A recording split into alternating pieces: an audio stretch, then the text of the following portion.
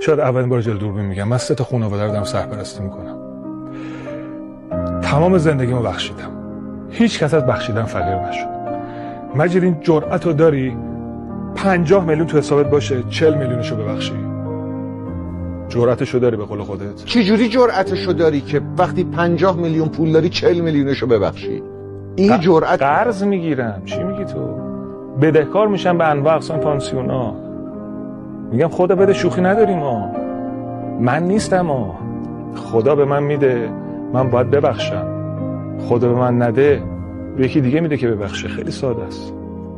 خیلی معادلات زندگی ساده است مجید. تو باید هر روز حال یک آدمو خوب کنی مجید. تو منو میشناسی. من صبح به صبح باید حال آدم‌ها رو خوب کنم. دوستانی میان پیش من، نزدیک من میشن، میگن که نیما یادت اون روز به من گفتی که چقدر لباست قشنگه؟ یادت از برخورد من تشکر کردی؟ یادت برگشتی گفتی مثلا یه غذا رو دادی به حیوانی؟ یادته؟ من اصلا یادم نمیاد، ولی میگم خدا شکرت، من سعی کردم حال آدم‌ها رو خوب کنم.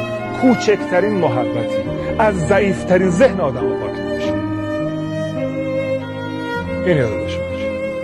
من زندگیمو دادم، من سراسر زندگی عشق محبت